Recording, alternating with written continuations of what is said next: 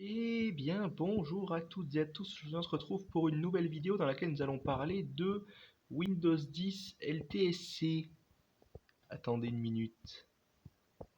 Non, je parle bel et bien de DocTOS, Dr TTOS, l'élite de la nation, une ISO modée par une connaissance sur Discord qui a créé un Windows 10 LTSC modifié avec tout un tas de petits add-ons en plus, donc notamment Microsoft Office 2016, notamment tout un tas de drivers pour les téléphones, notamment tout un tas aussi également de drivers graphiques, de drivers réseau, de drivers Wi-Fi, de drivers de lecteur de cartes et autres.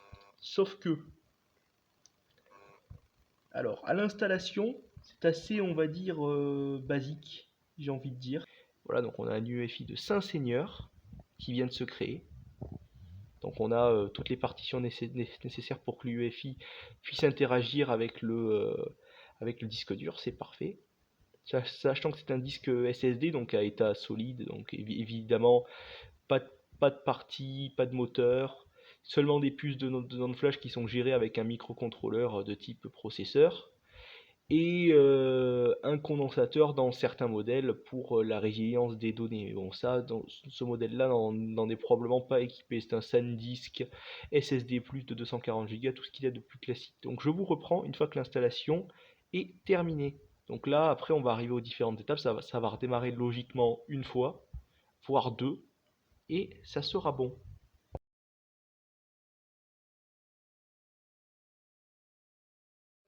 Voilà, donc là Windows vient de redémarrer pour information, puis donc du coup nous allons voir ce que ça donne.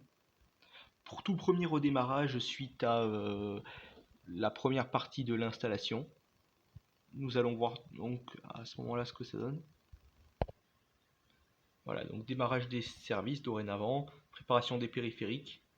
Vu que le système est sur SSD, ça va, c'est relativement rapide, ça prend pas non plus trop de temps, même si quand même Linux est quand même bien meilleur à ce niveau-là en ce qui concerne les temps d'installation. Un Linux n'a pas besoin de temps de redémarrage et dès le premier démarrage, la distribution est prête, ce qui n'est pas le cas de Windows bien évidemment. Un autre redémarrage de plus. Donc là normalement je pense que ça devrait être le dernier, à la plus grande des logiques. Voilà, donc là on arrive à la partie suivante. L'ordinateur commence à faire un sale boucan d'ailleurs à ce sujet. C'est vraiment une poubelle cet ordinateur quand on y pense. C'est vraiment une machine particulièrement pourrie. Donc là on nous demande de sélectionner notre région. Je vais mettre la France bien évidemment.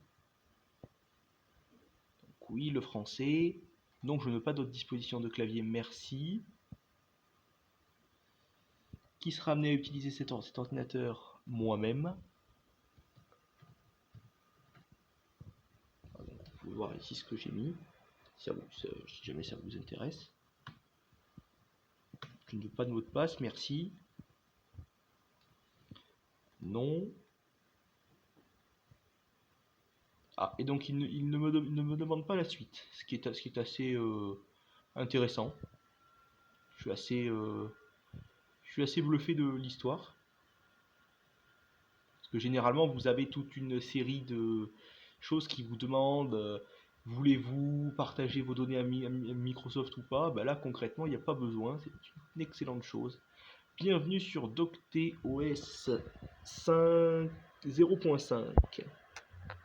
Voilà. Magnifique. Avec un petit smiley, que c'est mignon. Bon, malheureusement, par contre, les pilotes graphiques ne sont pas installés. Alors là, quand on fait un clic droit, on a App Mode, Light ou Dark. Donc là, je suis en Dark. Je peux très bien me mettre en Light. Voilà. Moi perso, je préfère rester en Dark. Affichage, donc bon, ça après, c'est tout ce qui est de plus classique. Nouveau, donc vous avez les différentes choses de Microsoft Office juste ici. Après, vous avez donc les paramètres d'affichage, les gadgets. Donc vous pouvez rajouter des gadgets. Par exemple, le gadget du processeur, moi, il me plaît bien. Est-ce que c'est la bonne version du gadget du processeur? Non, c'est celle de Windows 7 qui a la fréquence de rafraîchissement un petit peu buggée, comme vous pouvez le voir. C'est pas terrible. Donc là, ce qu'il nous propose, le pilote Wi-Fi, oui. Donc d'ailleurs avec l'interface de Windows 8.1, ce qui est assez stylé en vrai. Alors j'aimerais bien également. Donc la batterie, bien évidemment, n'est pas fonctionnelle sur cette machine, mais je vais quand même mettre en mode performance optimale. Je préfère largement. Et sinon, on a Google Chrome, ImageBurn, TeamViewer et VLC sur le bureau. Après, on a 7zip. Voilà. On a Bulk Installer. On a CCleaner, on a CPUZ. Donc CPUZ qui est là aussi présent dans une version récente. Ce qui est assez cool en vrai. Donc là, il monte à 2 Go 7 le processeur, comme on peut le voir. Donc si on fait un petit bench avec la toute dernière version, s'il vous plaît. Donc 220 à peu près, bon, on va dire ouais, 215. Pourquoi est-ce que ça descend? Pourquoi est-ce que ça descend tant que ça?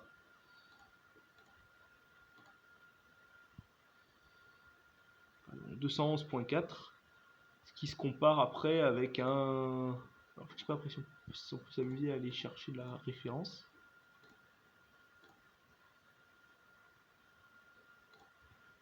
Ah, donc je vais prendre la référence par rapport à un APU AMD Eco Plus, qui est nettement plus récent, mais bon quand même. Donc le niveau de diagnostic a été marqué, a été désactivé carrément. Donc ça c'est plutôt cool aussi à savoir. Une très bonne chose. Après FileZilla, Glary Utilities, Google Chrome, ImageBurn, Java. Okay, il y a une version de Java qui est préinstallée. On a bon après toute la suite Office qui est présente, Python 3.8, ouais pourquoi pas. QBitTorrent, Skype Entreprise, donc ça c'est la version 2016 qui est intégrée avec Microsoft Office 2016. D'ailleurs, voyons-le ce Microsoft Office 2016, qu'est-ce qu'il donne? Donc là, nouveau document vierge. Alors, les mises à jour sont... Ah, une petite erreur. Désolé, Word a rencontré l'erreur qui l'empêche de fonctionner correctement. Nous devons fermer Word. Non merci. Ah, bon bah il se ferme quand même. Réouvrons-le. Ah. Je vais fermer ceci. Je vais essayer de réouvrir Word. Non, j'ai la même erreur. Réparer maintenant. Voilà, là ça fonctionne. Et là il me marque étonnamment produit sans licence. Donc le Word n'est pas activé pour info, ce qui est assez à propos des mises à jour. Fichier les mises à jour. Bon, techniquement non, là j'ai pas internet de toute façon, donc je peux pas vous montrer ça. Mais en vérité c'est assez bizarre. Parce que soi-disant le Microsoft Office est censé être mis à jour. Si on fait un petit WinVer, est-ce qu'il y a un petit easter egg? Oui. Oh, pas.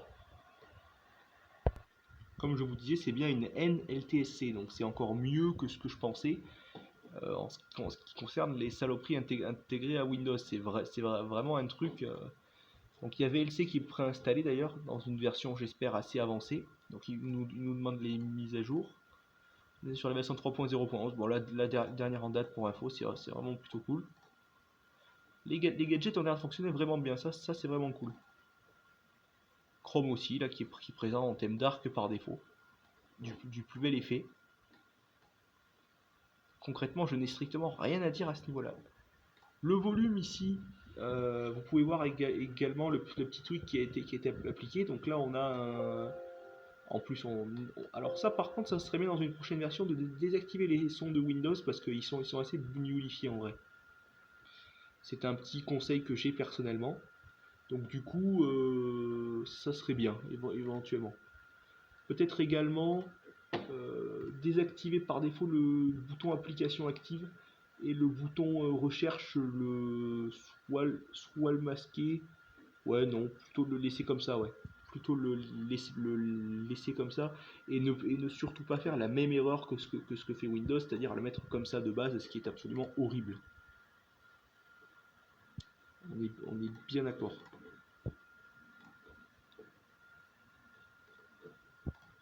Alors, concernant l'activation, est-ce qu'on a un Windows qui est activé ou pas? Sachant que les mises à jour ont été recherchées le 4 juillet. Nous sommes le 9. Donc oui, Windows 10 est activé, donc du coup avec un KMS. Bon, ça, c'est tout ce qu'il y a de plus classique concrètement. Bien évidemment, donc Unity a un serveur KMS, n'est-ce pas? Bien évidemment. Faut le savoir, hein. Mais sur ce, je pense qu'on a à peu près tout vu. Ah, là aussi, ici, faudra peut-être... non, quoique non, ça a bien été configuré également. J'ai rien à dire. Concrètement, à ce niveau-là, j'ai rien à dire. Est-ce que je peux avoir une meilleure résolution? Non. Donc bon, visiblement les pilotes... alors qu'est-ce qu'il y a comme pilote qui a été détecté?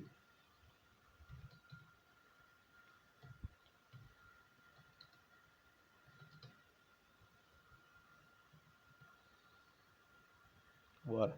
Donc il me détecte probablement pas la carte graphique, il me détecte la carte SD, par contre la carte réseau aussi. C'est plutôt cool. Processeur, bon ça on avait vu que c'était bon. Périphérique système.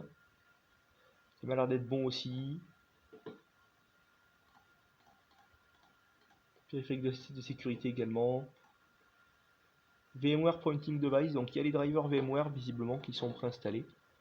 Si on va un petit peu dans les applications qui sont préinstallées, on va rigoler un petit peu, on va voir ce qu'il y a de réellement présent. On a 7-Zip, Bullcrap Peninsular, Adobe Air, CCleaner, Classic Sticky Notes, CPUID, CPUZ, Defraggler, FileZilla, Glary, Google Chrome, ImageBurn, Java, LG Mobile Driver, Office Pro Plus 2016, Silverlight, Microsoft Store, donc les redistribuables de Visual C++, donc ça c'est plutôt cool de les avoir. Ici c'est du 64 bits et ici je suppose que c'est du 32, voilà, Visual Studio Code. Donc les drivers Adafruit Industry, donc ça je suppose que c'est pour les cartes, comment ça s'appelle, pour les téléphones, je veux dire n'importe quoi. Je suppose. Apple Incorporated, donc ça c'est pour faire du partage de connexion en USB, ça c'est vraiment une super addition, c'est vraiment extrêmement important de rajouter ça de base sur son OS. Package de pilote Windows, Apple INC, Apple Bluetooth Enabler, Apple Broadcom Bluetooth, donc ça c'est tous les drivers pour Apple notamment, pour les appareils qui tourneraient sur Bootcamp. Il y a les drivers Arduino aussi, driver Bosch Corporation Sensor, bonne question, d'où il vient celui-là. Les packages de pilote pour Broadcom, Rockchip, donc ça c'est pour les smartphones. Donc techniquement, si je branche alors j'ai pas vu Mediatek, mais je suis pratiquement sûr qu'ils y sont. Intel. Est-ce que je vais voir Mediatek?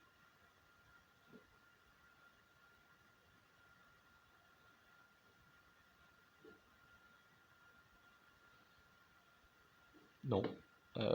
Les Mediatek ne sont pas là. Ou alors je les ai juste passés comme un gros ignare. Non. Non, ils n'y sont pas. C'est dommage. Ou alors ils sont à MTK peut-être.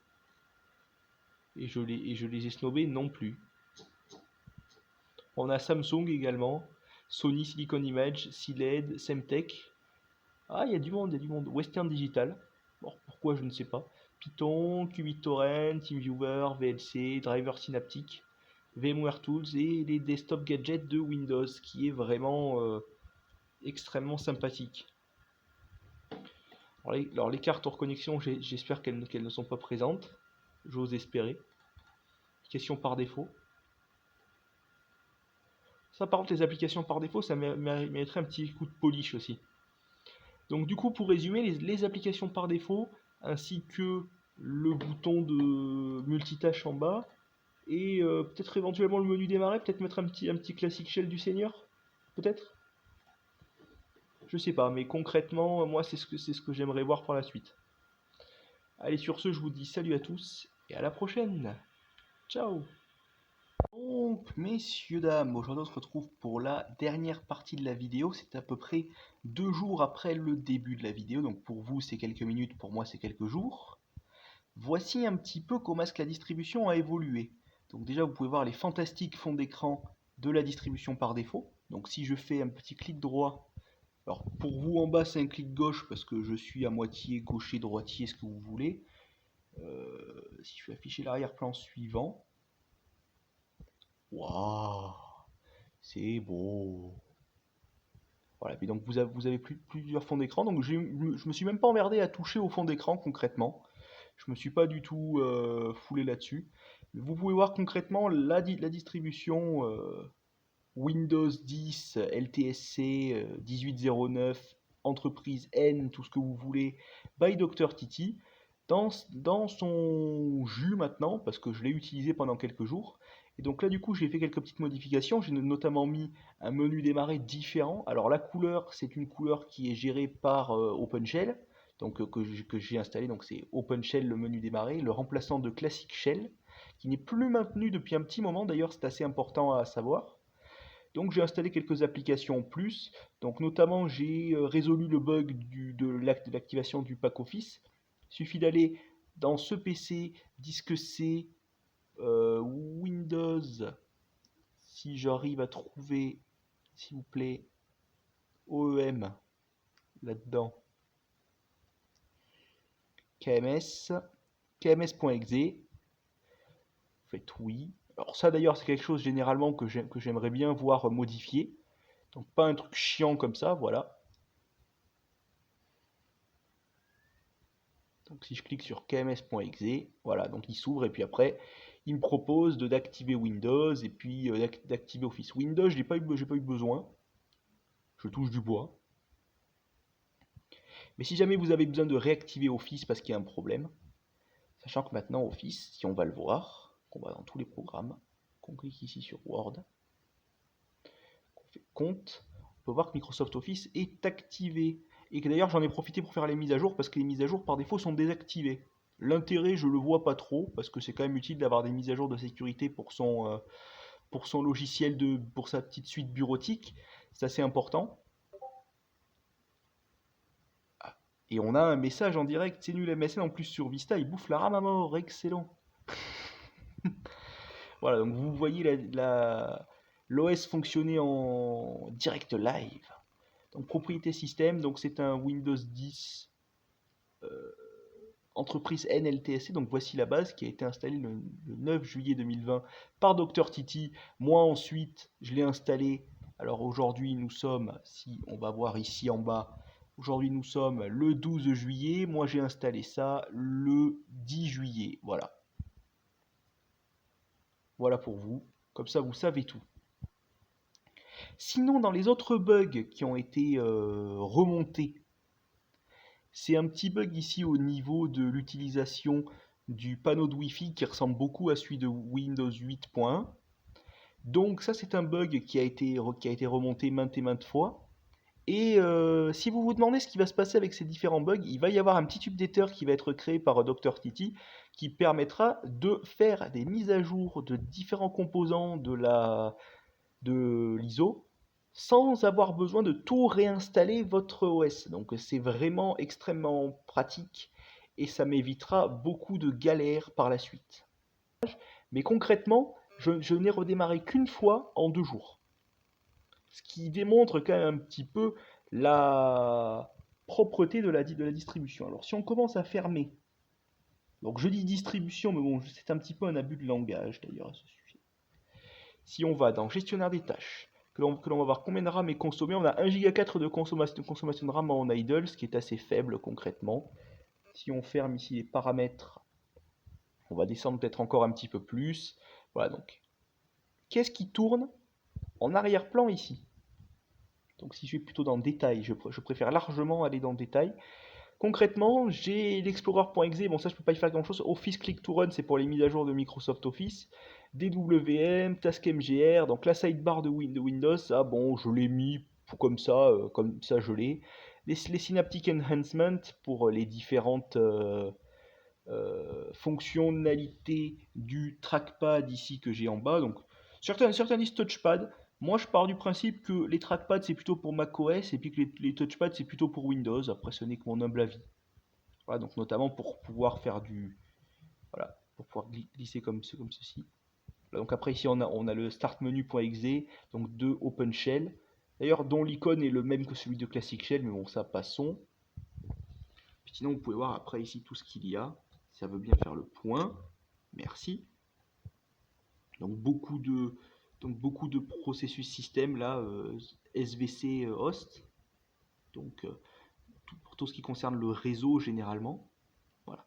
Donc là tout en haut on a Explorer.exe et Office Click to Run. Alors Office Click to Run, si vous pouvez l'enlever en désactivant les mises à jour de Microsoft Office, mais moi perso je préfère garder les mises à jour pour des raisons de sécurité, de fiabilité et éventuellement de performance. Il y a des petits correctifs de perf, toujours ça de prix.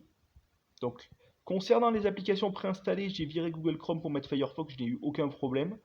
C'est pas une application qui est vraiment gluée au système n'importe comment, elle est désinstallable comme sur tout OS Windows et puis sur tout Unintended, donc il n'y a pas vraiment de problème à ce niveau-là. Glary Utilities 5, que j'ai pas testé, je m'en suis pas servi. Je vais vous montrer un petit peu à quoi ça ressemble, sachant que c'est une version gratuite également. Donc il y a des outils éventuellement que vous pouvez utiliser. Vous avez la maintenance en un clic comme à l'époque de TuneUp Utilities, ce qui était plutôt cool. Vous avez des petites mises à jour là que vous pouvez faire ici. Donc visiblement il n'y en a pas. Your computer is running the most recent version of Glary Utilities. No update is available at this time. Donc non, il n'y a pas de mise à jour. Voilà. Bon. Puis après, je me suis mis quelques petits raccourcis. Donc là, ici, notamment pour KDEN Live. Mais vous pouvez toujours accéder à l'ancien menu démarrer si vous en avez besoin. Par contre, Bullcrap Uninstaller, ça c'est vraiment une excellente application. Le fait de l'avoir intégré, c'est vraiment cool. Alors pour moi, après pour des utilisateurs lambda, je n'en vois pas trop l'intérêt. Mais bon, pour moi, je sais très bien que c'est une application qui permet de faire des désinstallations d'applications qui ne seraient pas forcément listées dans le gestionnaire de programmes et fonctionnalités de Windows. Donc c'est vraiment plutôt cool d'avoir vraiment toute la liste là-dedans. Donc ça met un petit peu de temps à charger, mais une fois que ça a chargé, vous verrez la puissance abominable de cet outil. C'est vraiment impressionnant à quel point il y a du bordel là-dedans et à quel point ça fonctionne vraiment bien. Voilà, donc l'application a mis un petit peu de temps à charger, à peu près une vingtaine de secondes supplémentaires à ce que vous avez vu vous. Donc là vous avez par exemple l'aperçu de Conbar de Windows. Vous avez App Installer, Async Text Services, donc BlueStacks, tout ça, après c'est moi qui ai installé parce que j'en ai besoin. Classic Sticky Notes, donc des applications qui ne seraient pas forcément intégrées dans le sein programme et fonctionnalités de Windows. Donc ça, c'est plutôt cool. Par exemple, l'accélération de la souris, vous pouvez. Donc ça, c'est un script qui a été rajouté pour désactiver l'accélération de la souris. Donc si vous voulez l'enlever, vous pouvez l'enlever. Pareil pour les différents packages de pilotes, si jamais vous avez envie d'en enlever une petite partie. Donc vous avez tous les pilotes ici qui se sont proposés. Donc pilote Broadcom, pilote Cirrus Logic, pilote pour le Mobile Data Protection Sensor. Donc si jamais vous avez un disque dur dans votre ordinateur portable HP, ça peut être plutôt utile. Ça parque automatiquement les têtes. Donc là vous avez tous les drivers, MEI, DPTF Manager, IDT pour le son généralement chez les HP, chez les Toshiba il me semble aussi, si je ne m'abuse. Intel System, Marshall, Motorola, Marvell, Nvidia. Vous avez vraiment de quoi faire un niveau driver, c'est vraiment cool. Vraiment une sacrée palanquée. Python 3.8, QBitTorrent, Synaptic. Donc ça, tout ça, ça n'est pas moi qui l'ai installé. C'est vrai, c'est vraiment des trucs qui sont là de base. Sachant que là, encore une fois, vous avez un petit outil qui vous permet de changer la langue ici. Vous faites continuer. Vous pouvez surligner les désinstallateurs certifiés. Vous pouvez montrer des installateurs par groupe, sélectionner des cases à cocher, montrer des installateurs marqués comme composants système, montrer des installateurs marqués comme protégés, désactiver la protection des installateurs marqués comme protégés, surligner des installateurs invalides, blablabla, blablabla, quitter l'assistant. Voilà. Vous avez vraiment une palanquée de réglages. Voilà. Donc, vous faites non ici, voilà. Et puis vous pouvez fermer l'application. Sur ce, je pense qu'on a à peu près tout vu.